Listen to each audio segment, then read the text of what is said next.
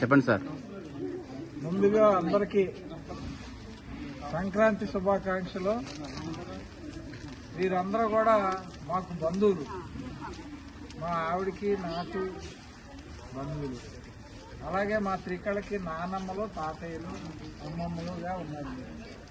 అలాగే ఈ రోజున మేము గ్లోబల్ సపోర్ట్ ఆర్గనైజేషన్ తరఫున ఏదైతే మీతో సంక్రాంతి సంతోషంగా జరుపుకోవాలని వచ్చామో, అలాగే మాలాగే వేరే చాలా మంది వచ్చారు. వాళ్ళందరికి కూడా సంక్రాంతి శుభాకాంక్షలు తెలుపుకుంటున్నాం.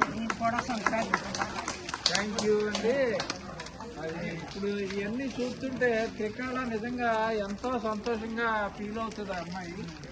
మీరందరూ కూడా ఇలాగ కొత్త బట్టలు కట్టుకొని ఆ అమ్మాయి పంపించింది ఎంతో సంతోషంగా మా కుటుంబ సభ్యుల్లాగా ఉన్నారనేది ఆ అమ్మాయికి తెలిస్తే నిజంగా కూడా ఆ అమ్మాయి చాలా సంతోషపడుతుంది.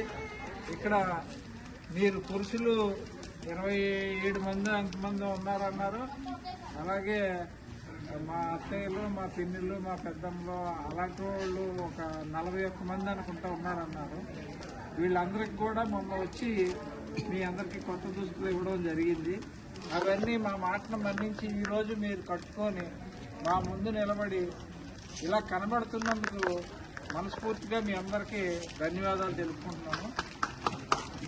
ఈ రోజున జీవన్ సంధిలో సేవా కార్యక్రమాలు లేకపోతే సంక్రాంతి పండుగ వీళ్ళతో కలిపి జరుపుకోవాలని బయట నుంచి వచ్చిన వాళ్ళందరికీ కూడా చాలా కృతజ్ఞత తెలుపుకుంటున్నాను. మీరు కూడా ఏదైనా అకేషన్ వస్తే ఇలాగే వచ్చి వీళ్ళతో చేసుకుంటే, ఎందుకంటే మేము చాలాసార్లు రావడం జరిగింది, అలా వస్తూనే ఉంటాం. అలా వచ్చి వాళ్ళతో వాళ్ళ ఫ్యామిలీ మెంబర్స్ లాగా వాళ్ళు రిసీవ్ చేసుకొని ఊరికే వాళ్ళతో కష్ట సుఖాలు మాట్లాడితే వాళ్ళు ఎంతో హ్యాపీగా ఫీల్ అవుతూ ఉంటారు.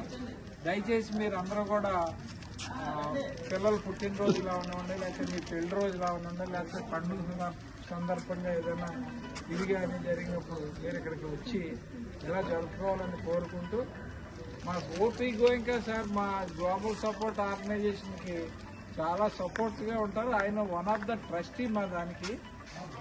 ఆయన ఎంతో సపోర్ట్గా ఉంటారు. ఇప్పుడు ఈ కార్యక్రమానికి ఆయన చాలా బిజీగా ఉంటారు. ప్రతి మినిట్ కూడా ఆయన చాలా వాల్యూ.